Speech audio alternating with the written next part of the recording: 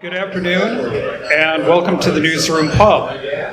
I'm Tom Dakin. I'm on the board of directors of the Milwaukee Press Club. I'm also a reporter at the Milwaukee Journal-Sentinel, and we're happy to have you here today with our Newsmakers Luncheon with Tarik Moody of 88Nine Radio Milwaukee. Before we get started, I want to thank our event sponsors. Our presenting sponsor is Spectrum News One. Our supporting sponsor is We Energies. And I'd also like to thank our event partner, WisPolitics.com, which partners with the Press Club for this function as part of our ongoing event series in Milwaukee, which is sponsored by UW Milwaukee, Wisconsin Academy of Global Education and Training, 1125 at Pabst, Milwaukee Police Association, The Firm Consulting, Medical College of Wisconsin, and Spectrum. Our media panel today, from here to here, is Rich Kirchen from the Milwaukee Business Journal, senior reporter. Talis Shelbourne, my colleague from the Milwaukee Journal-Sentinel, investigative solutions reporter, I think is your formal title, is that right? And then Matt Miller of onmilwaukee.com, who I think you cover like everything from what I can tell by looking at Milwaukee, right? A span of feet. You don't cover commercial development, so thanks for that. Appreciate that, doing me a solid. Okay, so our guest today is Tarik Moody. Tarik is, I know him because he's on the Milwaukee Plan Commission, which I cover as part of my job. But Tarik is the content producer and on-air host at 88Nine Radio Milwaukee. He's also the program director for HYFIN, the new urban alternative channel, which is what we're going to hear about today. This new channel is an urban alternative channel with 60% female and 40% male artists focused on young, diverse audiences. So Tarik, without any further ado, if you want to come up here. Yeah.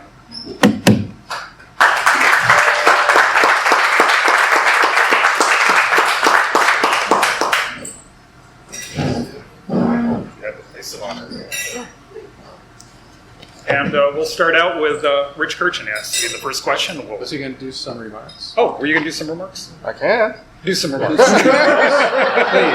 Thank you, Rich. And then Tarik will answer questions from the media. How's everybody doing this morning?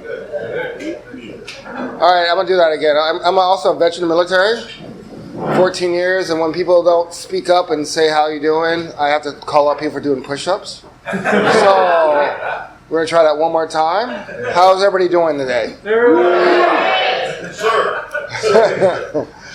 Yeah, my name is Tarik Moody. I have been here in Milwaukee for 15 and a half years. Before that, I practiced architecture in Minneapolis, Detroit, and a little bit in DC. I'm a graduate of Howard University School of Architecture, 1996.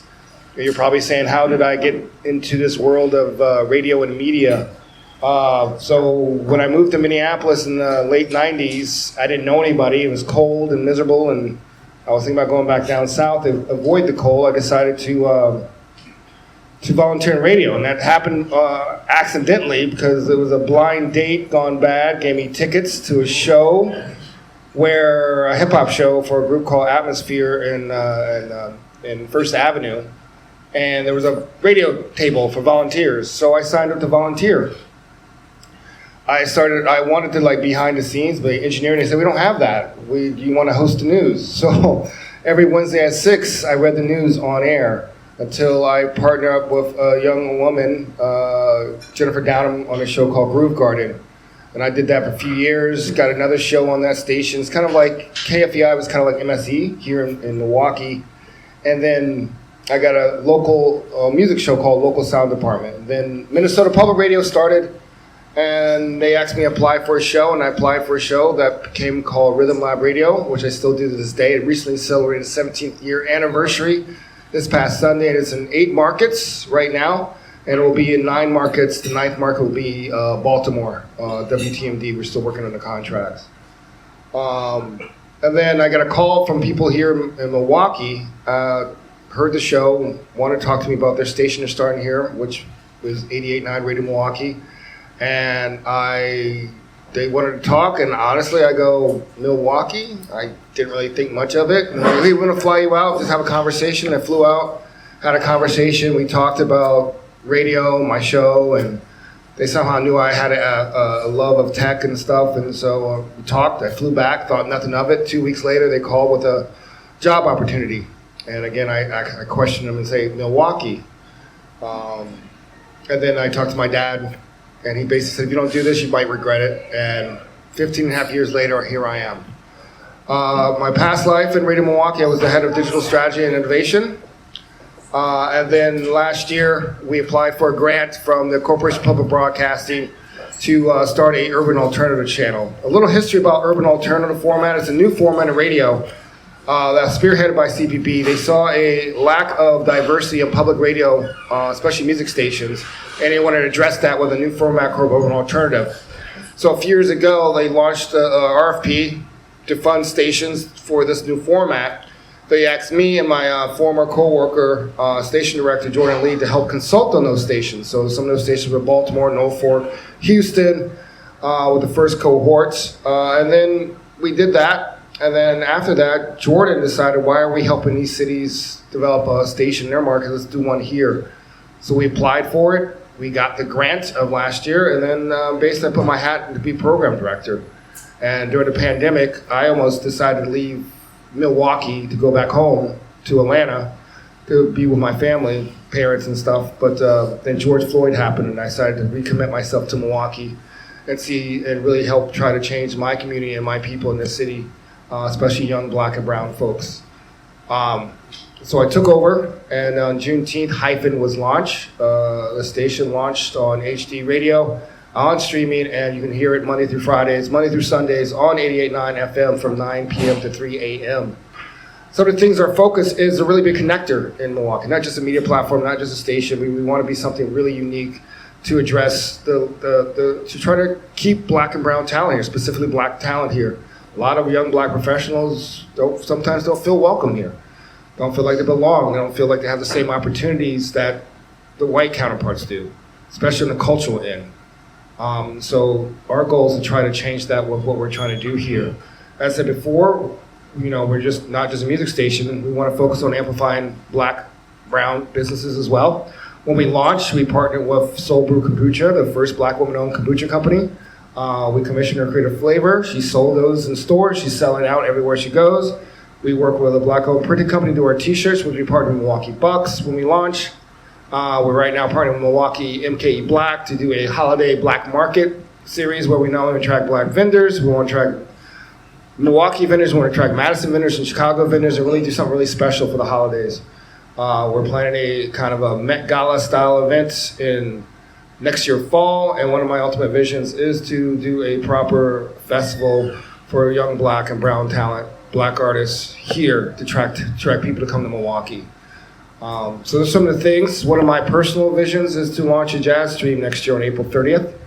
A jazz stream that's targeted towards the younger audience. A lot of young jazz artists, musicians really doing some interesting in jazz, but they don't get any love on the traditional jazz stations around the country. So we're trying to do something different as well. I'm also launching on August 9 in partnership with a startup in LA called Super Hi-Fi, who has clients like iHeartRadio, Sonos, and Peloton to create a new type of stream that's powered by artificial intelligence using my platform, Rhythm Lab Radio, and that launches on August 9th. We're using that as a case study, hopefully trying to bring new types of revenues to stations like us around the country. So that's some of the stuff we are doing right now in HYFIN, but again, one of the key things we also said, you mentioned that we try to focus on women artists, especially black women artists. We realize black women are a force in this city and around this country.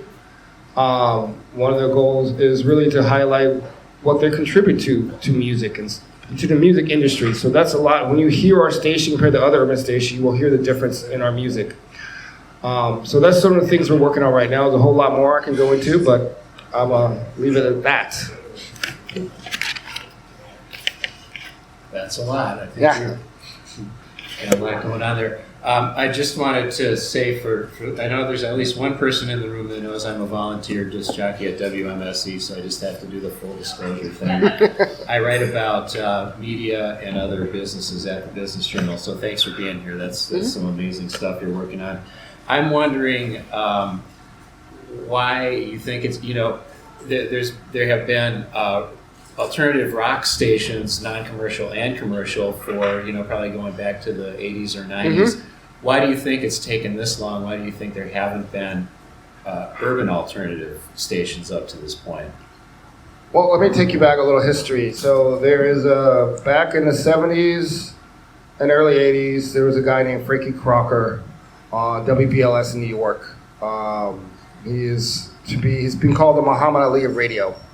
He coined the term urban contemporary, and what it was, which is definitely not what it is today, he played on a black radio station. He was the first station in the country to play Bob Marley. He played Clash. He gave a chance to a young woman named Madonna on that station before anybody else.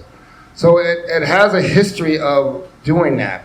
But then the industry changed. The industry, honestly, was dominated by that people that didn't look like us that ran the media companies. So when you don't have control or are at the table to make those decisions, that's what you get. You don't really get an opportunity to get media choices for black and brown audience because the people controlling those media operation companies didn't see value in that. And now things are changing, culture is changing, the dynamics of the country is changing. You start seeing that more and more. It's thanks to the internet. You see black-owned media companies on the internet, streaming, whether it was Tidal when Jay-Z owned it, it starts to change. And I think it's time. But before that, it was who owned it, who dictated what they wanted to invest in. Do you think there's potential? I mean, you're obviously in the early stages of this, but do you think this is potential for working on commercial stations as well, or is what you're doing just too diverse for that? I hope, to me, success breeds success. If you become successful, and if ratings change, then they will follow suit. I don't really, honestly, no disrespect to my commercial brothers and sisters. I'm here to do something special and different for the city. If they want to continue doing what they're doing, that's fine. But I don't honestly care about that, to tell you the truth. The question that I have is, do you have any metrics, even for non-traditional metrics, associated with what success looks like for this new hyphen that was launched, as well as just in general the alternative urban kind of radio space? Yeah, I got that question asked a lot. We've been around for a month now.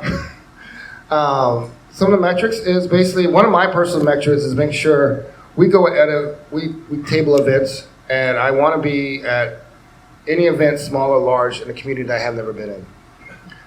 That's one metric that's important to me. Like recently, thanks to our community engagement coordinator, DJ over there, we have been at events that I feel like a lot of media, especially even the urban stations, don't even go into. We recently were off of Teutonia for a mural reveal. There was not a lot of people, but I got to meet people that most people don't pay attention to in this city. So that's my personal measure. The more people I meet in our community that look like me, that never have their voice heard, I want to be there. That's one of my personal metrics. Of course, Nielsen ratings is all that. I don't really look at that because how it works is not truly accurate. But I have metrics as far as streaming numbers, our web numbers, of course, membership. But more importantly, it's about how many people we touch in the city. That's how I measure it. I'll ask a kind of macro question here, broad one too. How do you kind of see the future of radio and audio progressing? Obviously, all media is kind of shifting and dealing with, TV, movies, prints. We're all seeing it. In radio, it's kind of fascinating because you have the streaming, you have the broadcast, you have podcasts. How do you see all of these coexisting 10 years into the future? Well, I see it. It's kind of like, how internet changed how this business have changed, right? Public radio has been around for many, many, many decades. And I see the thing that other media formats, streaming, Spotify, and all that, the thing they don't touch on is local. The biggest strength of what public radio does is a concentration of local, whether it's local music, local stories. That's the differentiation that makes us stronger. You can't get that same experience from Spotify. You can't get that experience from some Howard Stern or Sirius or anything like that. Once you double down on that, and public radio is doing a very good job of doing that, that's what's going to set us apart in the future. And using technology, like I said before, we're working with Super Hi-Fi, who works with Sonos. Super Hi-Fi, Zach Zallen's a great founder, really sees that these companies are not really utilizing technology to the full benefit. They're using it just to cut costs, not to really create engaging content. As you say, you always hear the term content is king, but good content is God to me. And so using that technology to really engage and really inform and entertain on a local level, I think that's where we're headed to. On that note, I'd love a follow-up. You were talking about using artificial intelligence. Explain. I want to hear more. So Super Hi-Fi, they're a startup, been around a few years. They power iHeartRadio, the Pirates of Sonos. You have a Sonos speaker, listen to the station, power that. So basically, their tagline, they create the experiences in between songs using artificial intelligence. They allow the songs, the artificial intelligence to take the songs and kind of create a nice experience. And you can put stories and imaging, audio imaging and branding in between it, and it stitches all together and to create a unique experience. So the person still curates the content, still gives the context, records the voice, but the AI takes a lot of the work of us manually trying to put that together. So it allows us to actually build streams, different kinds of content streams. So we can create, I said before, a jazz stream with context and storytelling and all that with less than a couple of people, right? And the AI will take care of that. So I wanted to ask you about how you create the playlist. How you decide which artists you're going to play, which songs, which styles.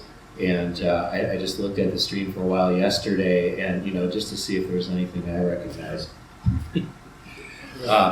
But so there's a bunch of hip hop artists that I don't really know. I might know the names, but I don't really know anything about them. TV on the radio, De La Soul, En Vogue, Brand New Heavies, Common, Nina Simone. So it is pretty diverse. Yes. And you are mixing the new and the old, and some of the really old. Mm-hmm. So I'm just interested to talk about your process and how you're approaching that. And does each DJ pick it, or are you sort of? So I gave you the vision and strategy. So we want to basically be a multi-generational station, especially target at a black community. Our target audience is 18 to 44 with a specific target of 26 to 39 black women. So I said before, you will hear probably more black women, but we want to make it multi-generational and show where it came from and where it's going musically. So, of course, you're going to hear a lot of hip-hop and R&B. You're going to hear some jazz. You're going to hear some Nina Simone. We play 2 Milwaukee artists an hour compared to our sister station 89 plays 1 hour artist. I want to really show the young people that what you're doing is important and valid. The more we do this, the more we support our local creatives, more willing the chance that they will stay here and not go to other places. So this is kind of phase 1 of trying to do that. As far as the music selection right now, in the beginning, I built the library. I did everything myself. But we have 2 DJs, Anthony Foster and Element, who's our brand ambassador as well. They have the flexibility to create and massage what the playlist is with their flavor. So for Anthony, we're working Anthony because he's more of a funk, soul, old school. You're going to start hearing his style. Element's already massaging her playlist right now. Element's on Monday through Fridays from 3 to 9 p.m. So yes, I want everybody on my team to have input, including our community engagement, because I want this station to represent the diversity of the black people in the city. The problem with urban radio is they really look at 2 things, and it's really kind of, nothing against them. I listen to them all also, but they don't look at the breadth of our creativity and our contribution to society. I mean, Beyonce released a record, Champion Techno, which is created by black people in Detroit, Chicago House, Footwork, drum and bass from London. There's a lot of music that we have been championed and created, and I want to bring that to the forefront on this station. You mentioned targeting younger audiences. What kind of feedback, I don't know if you did focus groups or something like that ahead of time, but what kind of feedback did you hear from them saying what they wanted in a radio station, in a channel, what types of things attract them, especially with younger artists as well. So in the beginning, when we didn't really ask, we had groups. I know one of the people here was part of our listening groups. We didn't ask about the music. We asked about the community, what they want as Black professionals and Black creatives. What is missing? What do you want from us? More than just the music. Music is really the carrot, the cake to get people in, but we wanted to create a platform beyond music. So our questions were really engaged on like, what do you want in community, and how can we as a media platform help provide that or help champion that? So that's how we really looked at our feedback. We also have an advisory board, 90% women, different sectors, nonprofit, for-profit, people from the brewers, from Market Center Performing Arts. We meet monthly, and we get inputs from opportunities that are out there. What are we missing? What should we be at? So that's our feedback. The music, we kind of, not to toot my own horn, I really been engaged as a DJ for more than 20 years, and a public DJ. I kind of already have that in mind, and our DJs who are on air already know what people are listening to as far as the music, but we really want to know what's missing from the community needs and what they want to see in their community. What was some of that feedback that were the common themes? Was it like more Black business advertisements?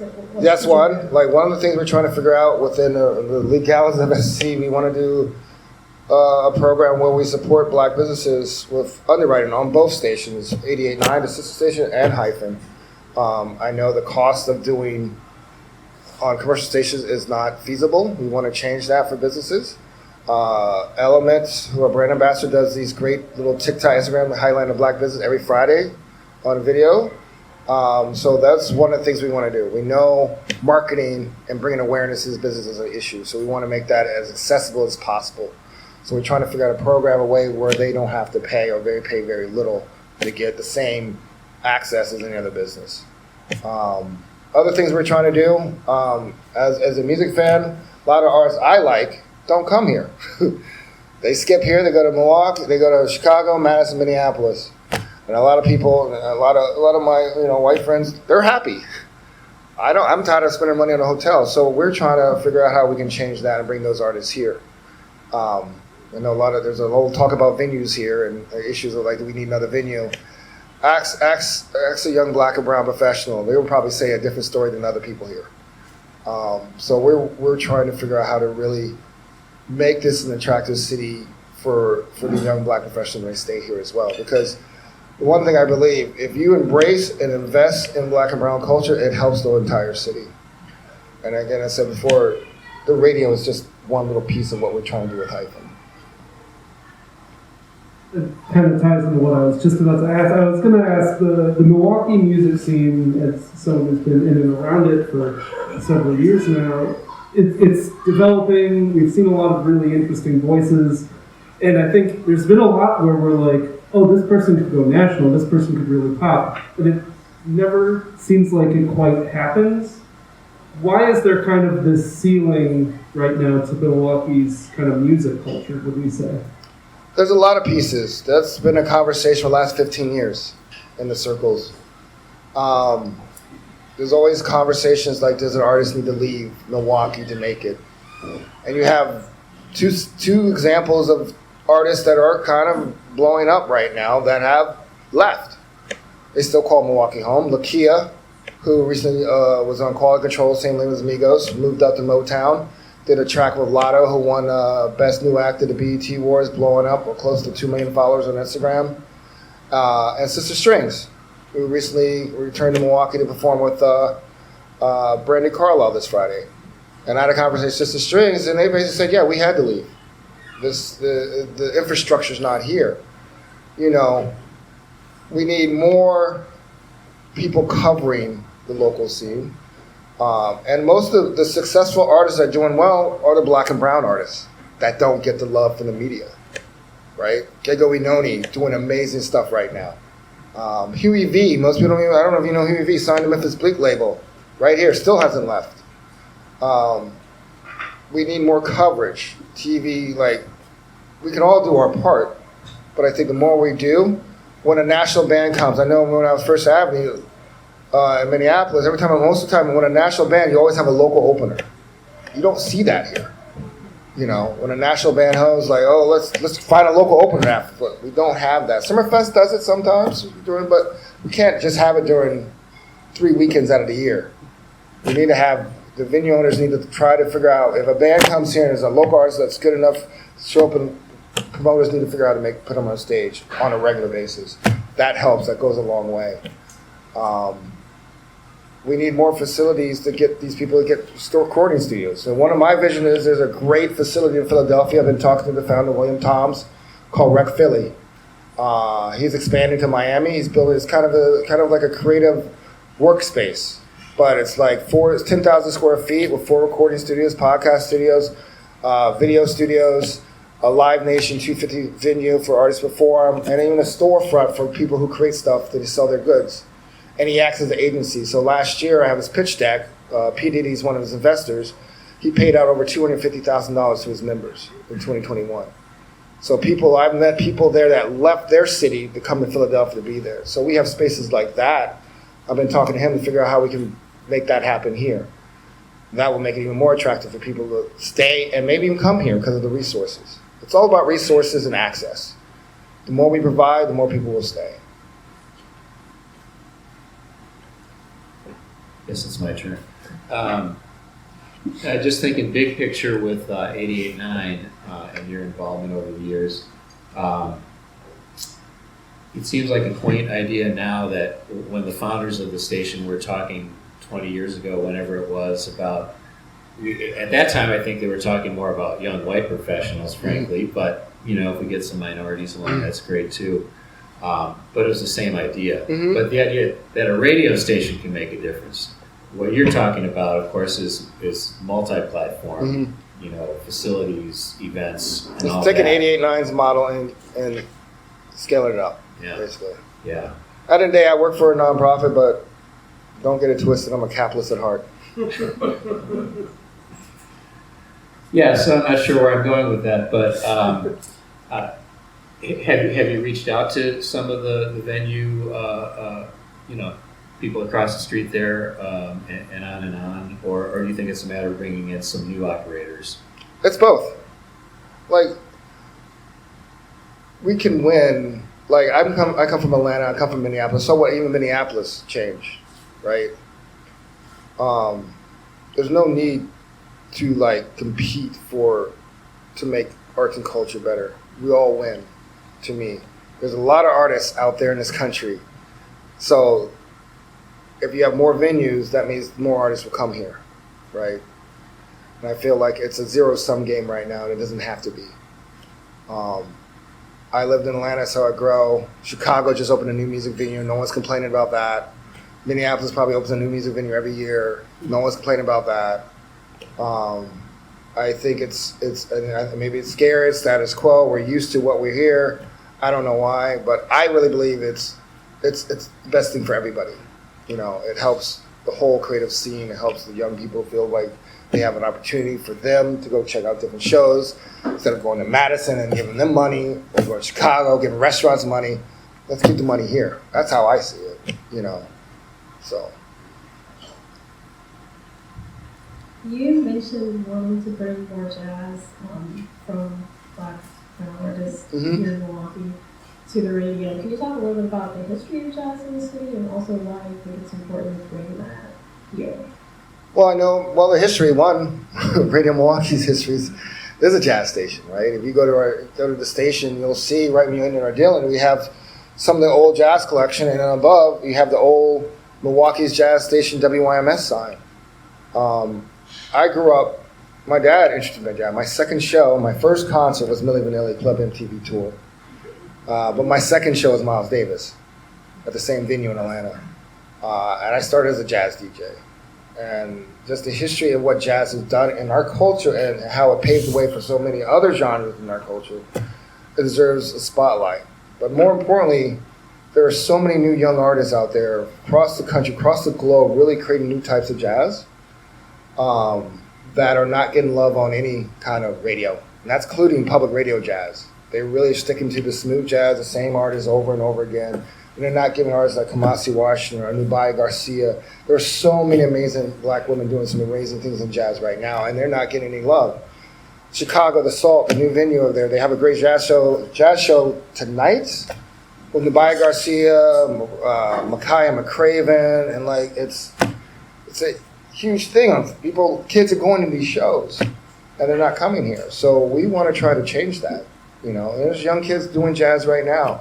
Jazz artists collaborating like artists with Beyonce and hip hop artists, and like there's a new energy, and I want to bring that energy here.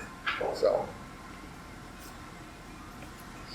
Do you remember what the first song was that you played on the radio? And have you already, in the back of your mind, know what the last song you will play on the radio is? My personal first song I ever did? Yeah. No, I don't remember the first song I did. That's like over 20 years ago. No. I remember the first song I did on my show, Rhythm My Radio, was Midnight Marauders from Fat Freddy's Drop. That was 17 years ago. My last song, I don't. That sounds depressing. I'd love to.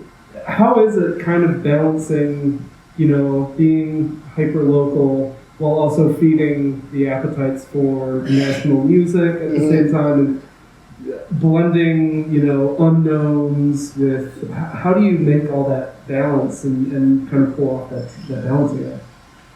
Just if any DJs out there know, it's about mixing and finding commonalities between familiar and unfamiliar, right?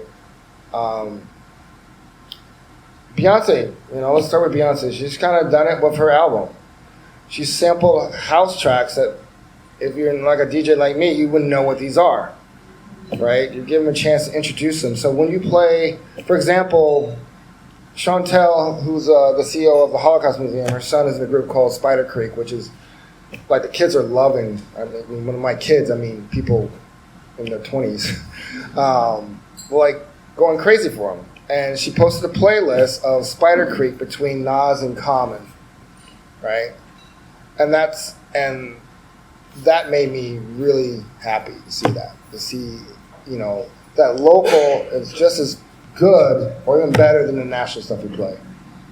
I want to show that their value. A lot of commercial stations treat local like an afterthought or 3 a.m. local spotlight, or, we want to make sure that the local is just as good as the national and deserves to be played next to each other.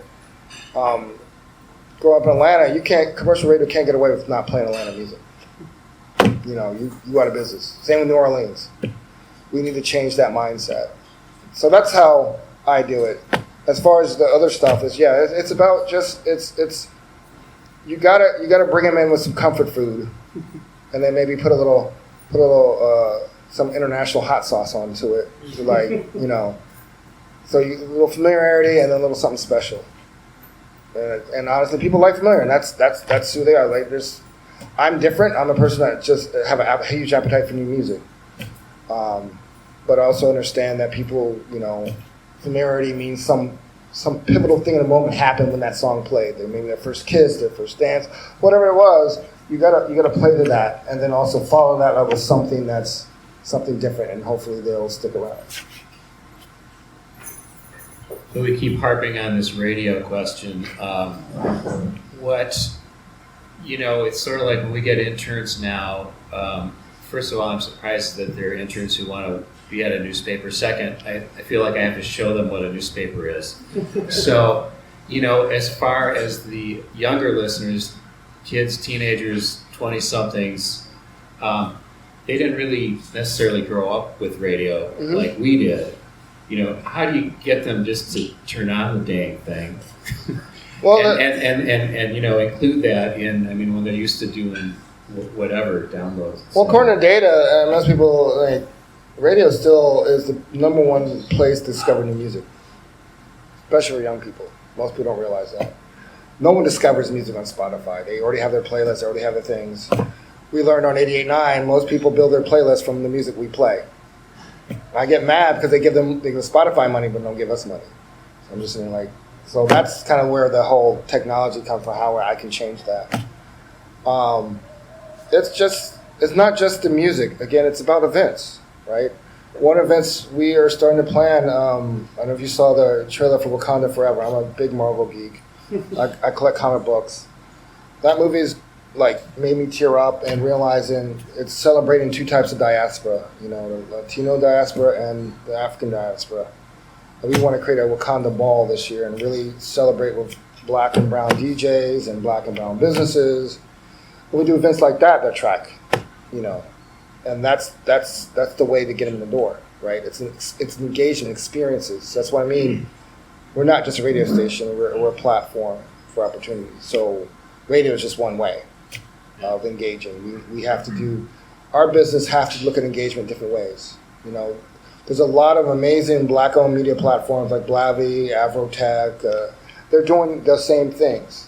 They're creating experiences that people want to be. Essence Festival is a publication. Essence Fest is one of the most popular festivals for black women and black men, young black men across the country. People make it a mecca to go to Essence Fest. They're just a magazine. So we got to think that way. Public radio and even newspapers such as yourself, we have to think different way in how to engage. We're a content. Our business is not transmitters and paper. Our business is content. Whether that content's in physical, virtual, on the paper, on the web, that's our business. Yep. What role does social media play in not only promotion of the station, but also community engagement and outreach, and even discovering new artists? Maybe everyone's talking about on Twitter or on groups. Plays a huge role. I mean, whether you like it or not, we can't avoid it, right? And I'm gonna shout out Darren back there with DJ. We look at social media opportunity. As I said, we highlight black-owned businesses on social media, right? We share new music we add. I also look at what people are sharing. So it's a two-way street for me. We share, we learn, we digest, and we amplify. Whether it's TikTok, Instagram, YouTube Shorts, doesn't matter to me. We want to be where our audience is. I might not like Snapchat, I might like TikTok, but I will be there with them because that's where they are. I'm not scared, maybe because I have a tech background. I learned to program at age 10. Social media has a huge role in what we're doing, especially for our audience, right? So it's inevitable. Whatever, it doesn't matter what company we want, they're going to keep coming and going, but that's how we now communicate. Follow-up. Are there specific platforms that have specific kind of meanings or roles for you? What are they? For LinkedIn, we're probably one of the few radio stations with a LinkedIn strategy, right? Anybody has a LinkedIn strategy? Media organization has a LinkedIn strategy? We have a LinkedIn strategy. We want to amplify black businesses. All the stuff we do is about connecting to creators and professionals. So we create content for that specific audience. Just like we have special content for TikTok or Instagram. So, our audience are multi-hyphenated, hence the name Hyphen, right? So we want to create content and reach them in ways that they would like to be reached. So, so each platform does have a specific use. We don't repurpose content, the same content. I'm very tempted to derail this entire conversation, just talk with you about the MCU, but I'm going to not do that right now.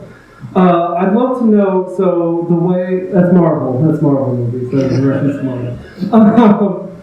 I'd love to know, obviously Beyonce just dropped her new album recently, and the kind of whole release strategy of music across the board, there's never been wider access to a lot of this music. It's never been easier to be discovered in many ways. As someone who works in radio and it's your job to kind of keep your fingers on the pulse, is it exciting to have all of this music out there all at once, or is it almost exhausting to try to keep up with everything happening all the time all at once? I don't sleep, so I like it.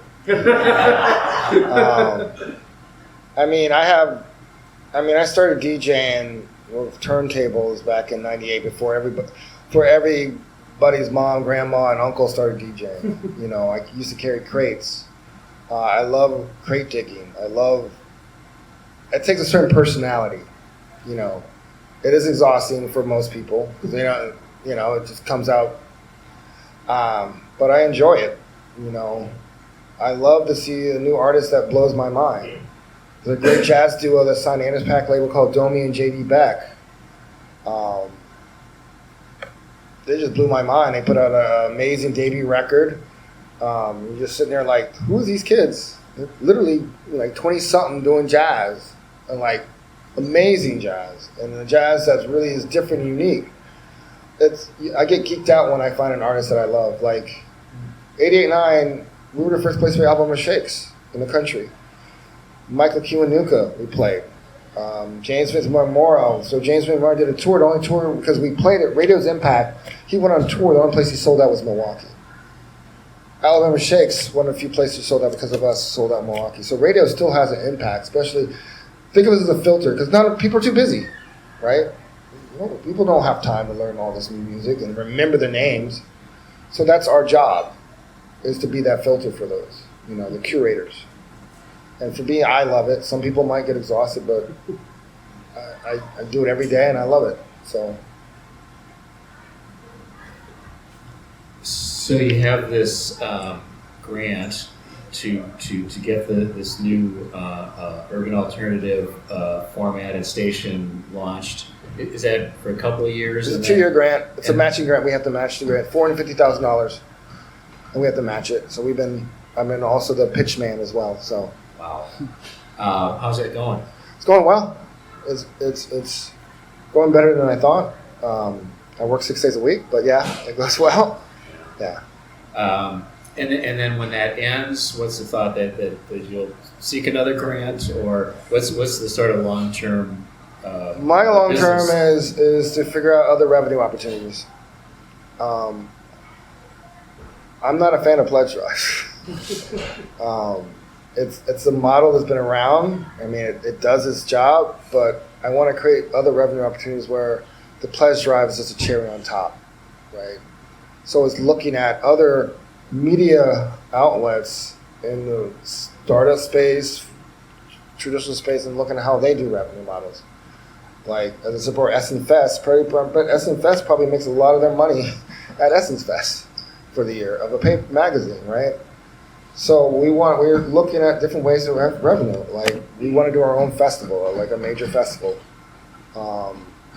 Those streams we were talking about with Super Hi-Fi, we want to figure out how we monetize them as subscriptions. So you listen to HYFIN or 88Nine, oh, the jazz stream, oh, that's $4 a month, right? Oh, the sound travel stream, that's an extra $1 a month. Those kind of models, we're trying to figure out how do we want to do that. We're talking about partnering, like creating, I would love to do a streetwear brand, a partnership with Unfinished Legacy, who's originally from Milwaukee and now in LA, was killing it right now, did a pop-up. We've been talking about how we can partner together. It's all about collaborations and figuring out how we can all help each other. So. With the way that radio streaming platforms have shifted, I know artists kind of struggle to make money, especially newer artists. You just kind of mentioned one way playing music on radio, and that helps them sell in venues. What are some other ways that you think can help artists make money, especially as you're talking about revenue and get a piece of that? And also, do you worry that local musicians or local talent kind of just give up after a certain point and move on to something else if they can't make money?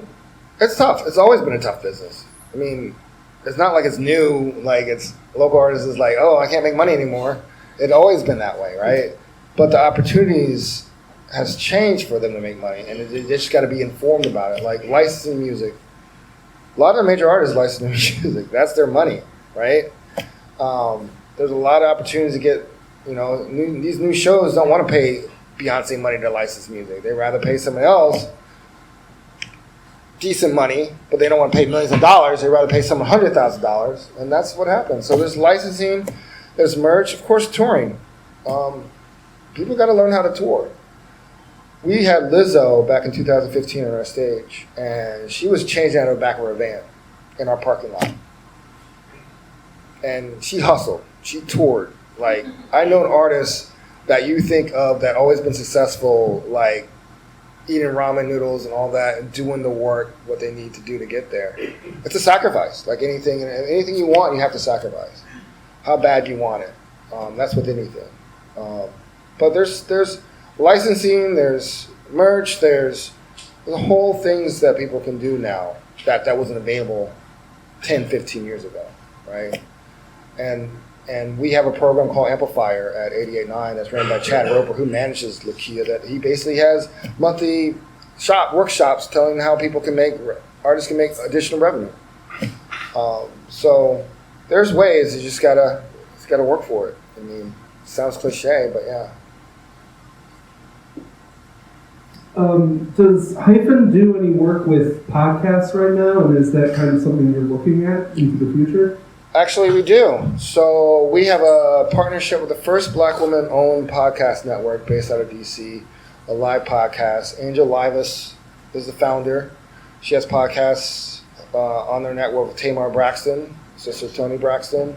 She has several other podcasts. We actually broadcast her health and wellness podcast, Genomics, on a weekly basis throughout the week. So that's the first endeavor, Hyphen podcast. Of course, we love to get more into it, but we're 1, 2, 3, 4 people right now.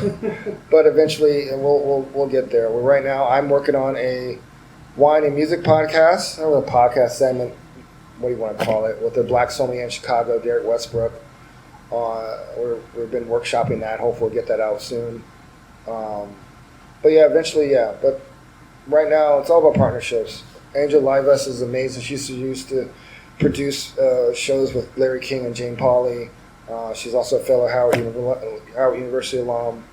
So hopefully we'll do more stuff with her. To me, it's all about partnership. When someone has a great content, we'll figure out how we can help each other out. And then for a completely different question. So this past week and this is, I don't think, unprecedented, but Beyonce has been kind of, after releasing the album, tinkering with it still. She took an offensive lyric out of the one song, and she's removing one of the samples from one song after an artist. But how do you feel about artists kind of going back after a song or an album's been released and kind of tinkering with it and re-editing it? How do you kind of feel? Is there ever such thing as a finished song? No, there's nothing ever finished. Like, we learned that in architecture school. There's nothing that a finished design, right? I think this is the day and age we are, right?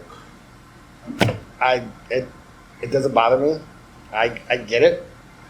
I mean, I'm also from a different generation, so sometimes I wonder, like, is that really necessary? But I get it. It's a different era. It's different people, different audience that wants things their way, and that's fine. Like, when I was younger, we had our way. Now it's their way. And sometimes sometimes our age groups and older need to get the hell out of the way sometimes. So I feel like sometimes we want to stay in the mix and like, we need to step aside. This is their time. So I have no problem. I mean, Beyonce is a unique individual in the space of music. And it's hard to compare her to somebody else that does it, so. Okay, media panel, thanks for some great questions. A really interesting discussion. We're going to open it up now to see if anybody out here in the audience has any questions. And it looks like we have a couple of people. I'm going to bring you the mic. Okay. Hi, I'm Carl. This has nothing to do with what I cover, which is real estate. It's cool to know that you went to architecture school and were a developer for a while. I also went to the University of Minnesota. So I think I was like, oh, I'm right, Tarik. That name sounds super familiar. So I was probably there around the same time you were, I think, maybe. Anyway, record shops. So there's very few of those around, and I haven't actually, other than the exclusive company, which has maybe gone away forever. I don't know what this fundraising campaign is doing. That was like a few months ago. But like Madison kind of has some small record shops, kind of caters to college kids and stuff. But where does that fit? Is there still a place for record shops? Is there something 88Nine is going to be part of? Because I feel like even though kids do younger generations do rely a lot on like streaming services and Spotify, and I do too, only because I don't want my colleagues to destroy my records right now. But yeah, I mean, have you guys thought about what role that plays in the model, or how to save those kind of businesses so they're still around and people can buy records of a local artist meeting?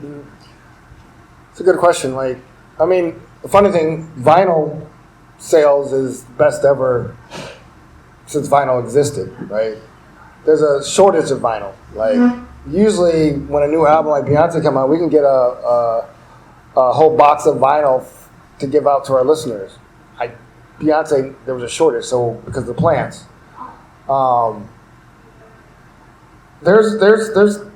There are a lot of great independent record stores around the country that have great online shops. Amoeba Records in LA, which is, oh my God, if you ever go to Amoeba Records, definitely go there. I just got back from Atlanta, a little neighborhood, Little 5 Points. There's 4 record stores in that neighborhood. Wax and Facts, Criminal Records, I forgot the other 2. Wax and Facts been there since I was a baby. I think it's interesting. I guess it depends on the market and where it is. I think vinyl is fine. I think record stores might need to change how they do things. Some of them, based on where they're located and the market. Chicago has some great ones. Dusty Grooves. I spent like $500 a month when I used to be DJing a lot from Dusty Grooves, Chicago. I used to get records from record stores out in England.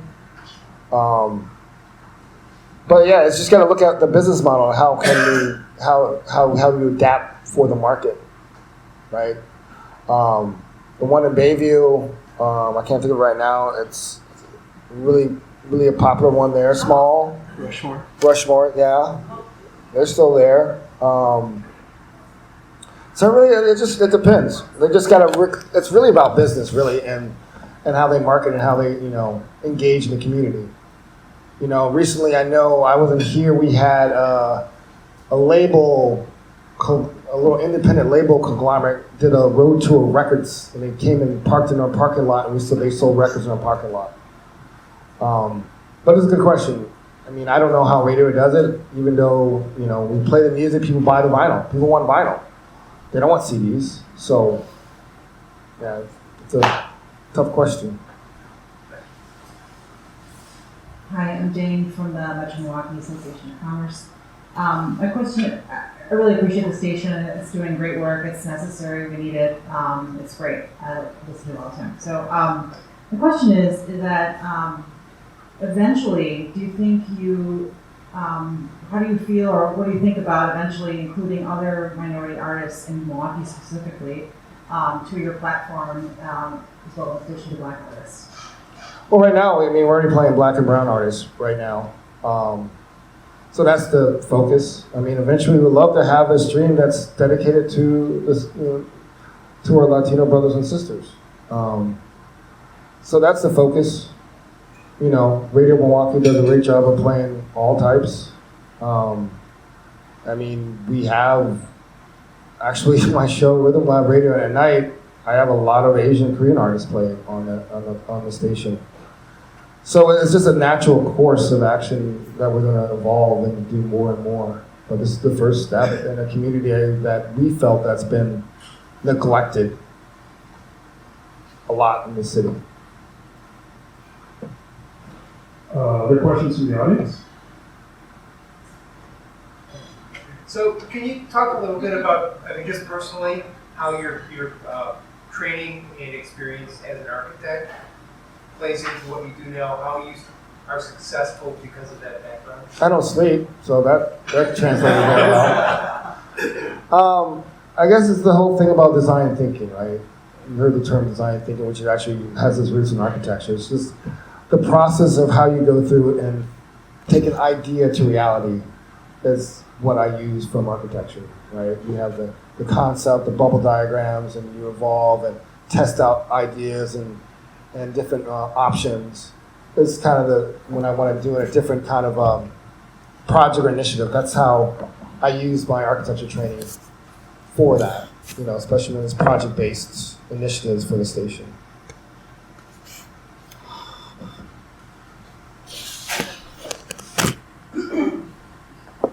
My name is Linda Jackson Conrayson, and I'm the former publisher and owner of the Milwaukee Times newspaper.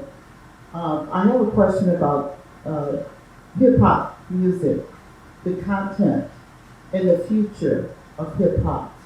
And I say that because I almost feel like I'm sort of a dinosaur, because I'm used to my family listening to music during the 60s and the 70s. And when you compare the content of the artists during that period of time to these new artists that are on the scene, what is the future? Also, what type of legacy will they leave for Black music? Well, that's a good question. My friend had a blues record. It was had a parental advisory, blues from the 1920s, and it was more vulgar and drug infested than anything that hip hop ever done. I was shocked. It was in the mono, and you were listening to this, you're like, dang. So it's hip hop is interesting. I look at hip hop. I come from a different era that a lot of stuff they play on the radio I don't like. But it's theirs. Because I remember, like my generation say, this is great music, but my parents still hate the hip hop that I like. Even though content-wise it was good. They didn't like it. They thought it was garbage noise, it doesn't last.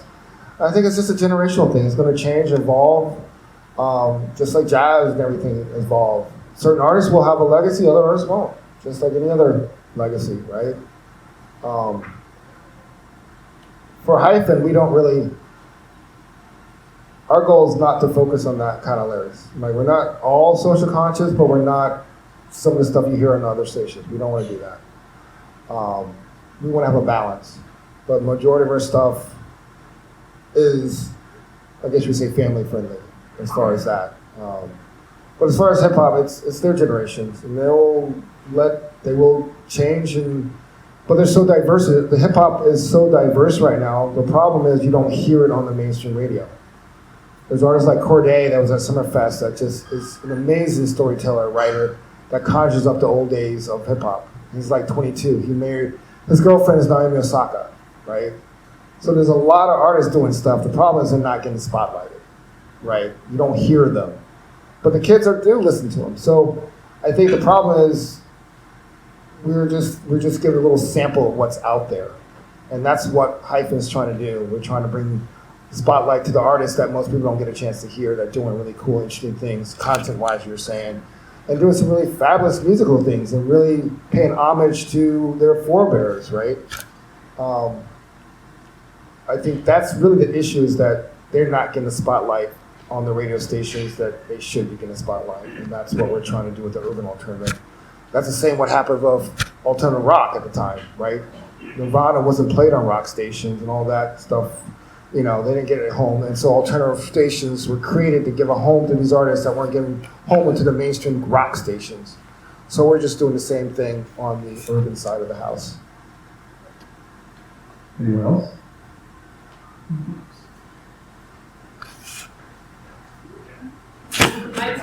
I just had a question. So are you guys playing, like, I haven't listened to Hyphen. I think, is it Hyphen you said is being played at night on the station? So Hyphen there's different ways to listen to Hyphen. First, it's a 24/7 stream and 24/7 HD2 88.9. You have a high def HD radio. Okay. And then it's 88.9 proper FM. Hyphen switches on at 9 p.m. to 3 a.m. Okay, it's funny. The other night, we were coming back from the Milwaukee, I live in Milwaukee County. We were coming back from the Milwaukee County Fair, and we had 88.9 on. And there's all these really awesome songs that I wanted to I'm like, oh, who's this? Or I take a picture of the radio on my car, because I have an older car, but it still plays the song sometimes. But it was playing a different playlist. It was playing it was food boxes or something like that. I'm like, this is definitely not the food boxes. So there was actually, we had technical issues, so that no, but it's cool. It's cool. I hopefully that'll come on again, because a lot of times, I'm running around and I don't have a lot of time to research new music. So when something does come up on 88.9, and it's new and it's cool and I like it, and I'm like, oh, this is really funky, I should check this person out. I will just like really quick snap a picture and be like, okay, remember this person, I can look this person up later and listen to their stuff. Are you guys going to do like genres on Hyphen? Like, so are you going to do blues? Or are you afraid of not like getting into too far in certain camps? We have turning done people off. basically our genre is the breadth of black music. So you can hear Gary Clark Jr., you can hear TV and radio, you can hear the internet, you can hear Jay-Z, you can hear Lil Durk. That's the goal. I want to be a multi-generational center. I want to show the beauty of black music that most people in a commercial station haven't done. We will play house music before Beyonce. Well, I was playing house music before Beyonce knew what house music was. Don't tell the Beehive that. Because a lot of people, when you hear blues shows on like a Sunday morning on the same station, it's not a lot of blues. It's like a lot of like really old stuff. We play we'll play focus. We play derivatives of blues. A lot of new artists. We're not going to get into like Blind Willie Johnson and all that kind of stuff, but we're going to play stuff that's like younger artists are doing. Let's put it that way. That's cool. That's what's good. Yeah. We play Yola. Yola is an amazing artist. We play Valerie June. So we want to celebrate, black artists had a hand in really contributing to country music. So we also have that throughout the station as well. So. I think we have time for one more question, which I'm going to ask.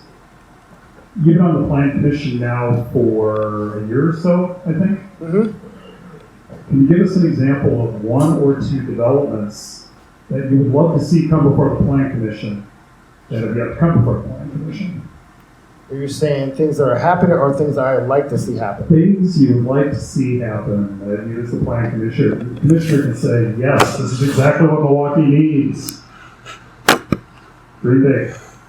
Well, I'm a dream big. I said before I'm from Atlanta. Atlanta created the largest kind of development called the Beltline. Fellow architects, Georgia Tech alum, I met. Ryan Gravel was his thesis. He converted this rail line that connected 22 neighborhoods in Atlanta with parks and trails. I love to see something similar like that. I would love to see more parks in the north side, more green space in the north side. I just like to see more investment and development that brings some brightness to the north side that we do on the downtown and the east side. Okay. Well, first of all, round of applause for thanks again to our event sponsors and to the Newsroom Pub and Steakhouse for hosting this event. I got to promote the Press Club. Joette, the woman who introduced you when you came in today, if you're interested in joining the Press Club, there she is. You can talk to her or apply online at MilwaukeePressClub.org. And our big event coming up this fall, October 14th, the Media Hall of Fame at the Potawatomi Hotel and Casino. So some of you can make it then. And again, thank you very much.